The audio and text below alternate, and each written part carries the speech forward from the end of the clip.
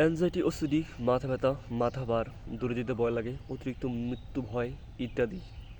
যারা এই সমস্যার মধ্যে ভুগছেন তাদের জন্য আছি আমি হাসান। তো এই বিষয়ে কথা বলবো অ্যাংজাইটি, ওসিডি নিয়ে।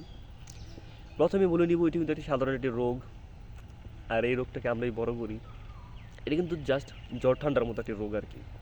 কিন্তু আমাদের ভুলের কারণে আমাদের শরীরের মধ্যে এত কিছু হয়, সিমটমস হয়। মূলত এই রোগটার উৎপত্তি হচ্ছে টানা অনেক দিন পারিবারিক অশান্তি, কোলাহল, ডিপ্রেশন, প্রিয় মানুষকে নিয়ে অনেক হতাশাজনক চিন্তা, অনেক দিন ধরে বিভিন্ন ধরনের ট্রমার মাধ্যমে, টেনশনের মাধ্যমে এই রোগটির জন্ম হয়।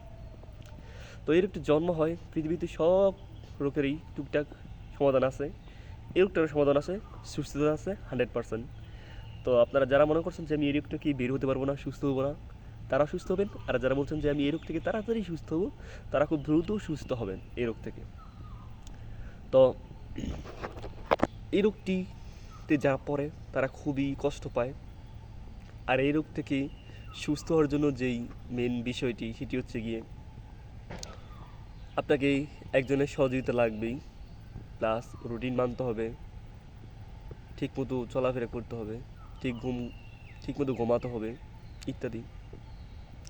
তো আমি একসময় এই রোগের মধ্যে ছিলাম, এখন হাসি খুশি মুখে আপনাদের সামনে ভিডিও করছি। সুস্থর পর পুরো সুস্থ হবেন। টেনশনগুলো ওরকম টেনশন আসবে, সুস্থর পর যখন আপনারা সুস্থ হবেন তখন আপনাদের মধ্যে একটা টেনশন আসবে। এই যে টেনশনগুলো এত বছর ধরে, এতদিন ধরে আপনাদের মাথার মধ্যে ছিল, কিন্তু আপনাদের ক্ষতি করতে পারবে না, কারণ আপনারা বুঝিয়ে ফেলবেন এটাই একটা টেনশন ছিল। আর যখন আপনারা পাত্তা দেওয়া শুরু করবেন না, ঠিক আছে, যতদিন আপনারা পাত্তা দেওয়া শুরু করবেন না এই টেনশনগুলোকে, সুস্থ হওয়ার পরে ঠিক তত আস্তে আস্তে এই টেনশনগুলো কমে যাবে, আপনাকে বিরক্ত করা কমে যাবে। তো আপনারা এই জিনিসটা মাথার মধ্যে রাখবেন, আপনারা সুস্থ হবেন যখন এই কথাগুলো মাথার মধ্যে রাখবেন, তত আপনারা রিকভার হবেন। তো যে চিন্তাগুলো আসে সেই চিন্তাগুলোকে আসতে দেন, চিন্তাগুলোকে ভাবেন কতটা সত্য। যে চিন্তাগুলো আপনার আসছে, এই যে ধরেন মৃত্যু ভয়, এই মৃত্যু ভয় আপনাকে কি মেরে ফেলছে, হয়তো কষ্ট দিতেছে, আপনাকে তো মারে নাই।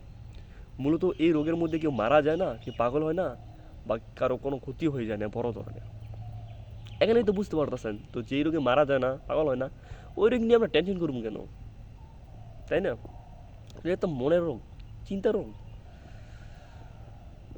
তো এটাই আর কি, আমি যতটুকু পারতাছি সংক্ষেপে বলতেছি, ইনশাল্লাহ পুরোটা অন্য অন্য ভিডিওর মধ্যে বলবো, আর আলোচনা করবো আপনাদের সাথে কীভাবে এই রোগ থেকে সুস্থ হবেন।